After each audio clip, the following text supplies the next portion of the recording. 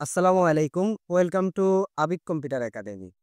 Microsoft এক্সেলের আজকের ৪র্থতম ক্লাসে আমরা দেখব বর্ডার কিভাবে বর্ডার করতে হয়, কিভাবে বর্ডার কালার করতে হয়, প্রত্যেকটা সেল আলাদা, আলাদা কিভাবে কালার করতে হয়, প্রত্যেকটা কলাম কিভাবে কালার করতে হয়। আজকে আমরা এই বিষয় নিয়ে আলোচনা করব। তো কেউ ভিডিওটি স্কিপ না করে পুরো ভিডিওটি দেখার চেষ্টা কথা না বাড়িয়ে চলুন আমরা আমাদের মূল ভিডিওটা শুরু করি। তো প্রথমে আমি ধরেন বর্ডারে গেলাম, দেখেন এই যে বর্ডার ফ্রন্টের উপরে, এই ফ্রন্টের এই জায়গায় বর্ডার আছে, এখানে বর্ডার দেওয়া আছে bottom border, top border, left border, right border, no border, all border এবং নিচে যদি আমরা দেখতে চাই draw border, to draw border grid এবং ইরেজার বর্ডার, লাইন বর্ডার এবং লাইন স্টাইল। এই সম্পর্কে আমরা বিস্তারিত আলোচনা করব। ধরেন আমার এই টোটাল পুরোটাকে যদি আমি বর্ডার দিতে চাই, পুরো বর্ডার দিতে চাই, তাহলে যদি আমি মনে করেন যে বর্ডারে আসি, বর্ডারে আসার পরে যদি এখানে অল বর্ডারে ক্লিক করি, তাহলে দেখেন আমার এটা টোটাল অল বর্ডার হয়ে গেছে। আবার যদি সিলেক্ট করার পরে যদি আমি এই বর্ডারে যাই, বর্ডারে যাওয়ার পরে যদি নো বর্ডারে ক্লিক করি, তাহলে আমার বর্ডারটা পুরো চলে গেছে। এখন যদি আমি চাই যে এই এতটুকু শুধু খালি বর্ডার করতে চাই, যদি আমি বর্ডারে যাই এতটুকু যদি আমি এই যে নিচে যাই, মোর বর্ডারে যাই, মোর বর্ডারে যাওয়ার পরে এখানে দেখেন কিছু দেওয়া আছে। যখন আপনার এই বক্সটা ওপেন হবে, দেখেন এখানে স্যাম্পল দেখা আছে। আমি যদি এটাতে ক্লিক করি, ক্লিক করে যদি আউটলাইনে ক্লিক করি, তাহলে এই যে দেখেন আমার এখানে দেখা যাচ্ছে। আবার যদি আমি ইনসাইডে ক্লিক করি, তাহলে দেখেন মানে পুরোটা একটা প্রতিটা সেলেই বর্ডার হচ্ছে। আবার যদি আউটলাইনে ক্লিক করি, আউটলাইনে ক্লিক করলে শুধু খালি আউটলাইনটা শো করবে। আমি যদি মনে করেন যে আবার যদি এখান থেকে নাম দিলাম, যে কোনো একটা বর্ডার সিলেক্ট করলাম, আউটলাইনে সিলেক্ট করলাম, সিলেক্ট করে ওকে দিলাম, দেখেন আমার শুধু খালি এতটুকুই এই সেলগুলাই আমার আউটলাইনে হয়ে গেছে। এখন যদি আমি এটাকে আউট করে দিতে চাই, যদি আমি এখানে যাই, যাওয়ার পরে যদি আবার মোড়ে যাই, মোড়ে যাওয়ার পরে এখানে যদি নানে ক্লিক করি, তা ক্লিক করার পরে ওকে ক্লিক করলে এটা চলে যাবে। আবার যদি মনে করেন যে আমরা যদি বর্ডারে আসার পরে এই নো বর্ডারে ক্লিক করি, তাহলেই সবগুলো একসাথে চলে যাবে। এখন আমরা যেটা দেখবো, মনে করেন যে ধরেন আমি এই সেলটাকে শুরু করি, এটা বর্ডার দিতে চাই। আমি যদি বর্ডারে যাই, বর্ডারে যাওয়ার পরে আমি যদি হুম মোর বর্ডারে ক্লিক করি, ক্লিক করার পরে ধরেন আমি এটাকে সিলেক্ট করলাম, সিলেক্ট করার পরে আউটলাইন ওকে দিলাম, দেখেন আমার এটাই শুধু বর্ডার হয়ে গেছে। আবার যদি মনে করেন যে আমি এই টোটাল বর্ডারটাকে সেলগুলোকে সিলেক্ট করলাম, সিলেক্ট করার পরে আমি যদি মনে করেন যে বর্ডারে ঢুকলাম, বর্ডারে যাওয়ার পরে এখানে দেখেন লাইন স্টাইল দেখা যাচ্ছে, লাইন কালার। আমি যদি মনে করি যে লাইন কালারে ক্লিক করে যে কোনো একটা ধরেন রেড কালারটা নিলাম, রেড কালারটা নেওয়ার পরে আমি যদি এখানে বর্ডারে ক্লিক করি, ক্লিক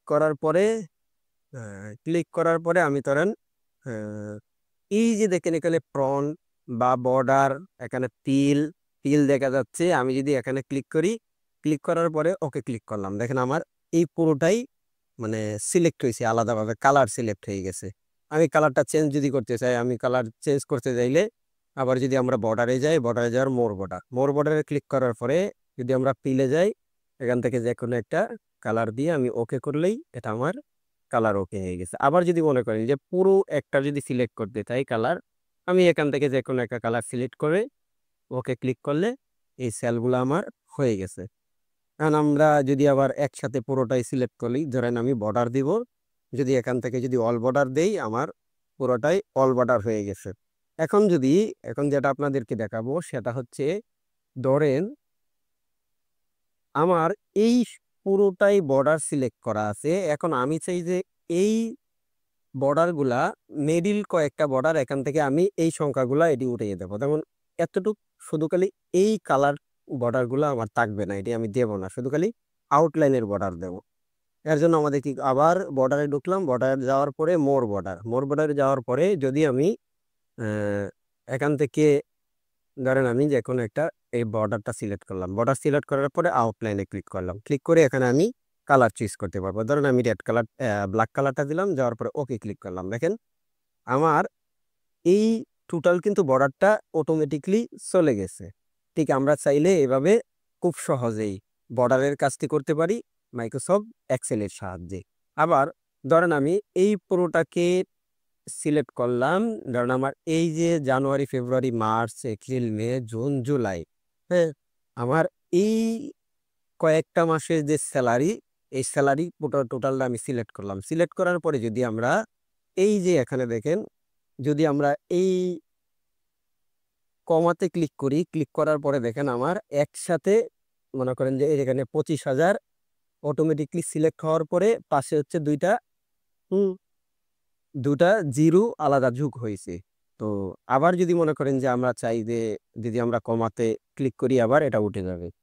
আবার যদি কমাতে ক্লিক করি, এটা সিলেক্ট করার পরে ধরেন আমি পুরোটাকে সিলেক্ট করলাম, সিলেক্ট করার পরে আমি কমা কাছেও লুপ করবো।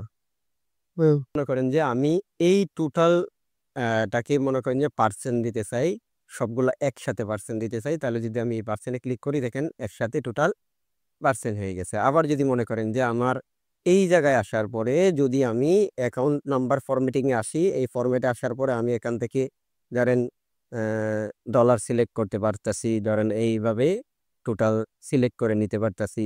আবার যদি মনে করেন যে সিলেক্ট করার পরে যদি এখানে যায়, এখানে যে ইংলিশ, ইউনাইটেড কিংডম কিংবা এই যে ইউরো, আমরা চাইলে ইউরো ক্লিক করলে দেখেন ইউরো অটোমেটিকলি সিলেক্ট হয়ে গেছে।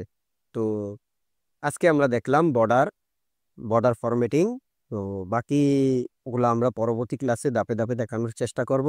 তো আশা করি আপনারা খুব সহজেই এভাবে প্রত্যেকটা ক্লাস যদি করেন আবিদ কম্পিউটার একাডেমিতে, তাহলে অতি দ্রুতই আপনারা কোর্সটা সম্পন্ন করতে পারবেন। তো আজকের মতন ভিডিও এখানেই শেষ করছি। সবাই ভালো থাকবেন, সুস্থ থাকবেন। আসসালামু আলাইকুম ওয়া রাহমাতুল্লাহ।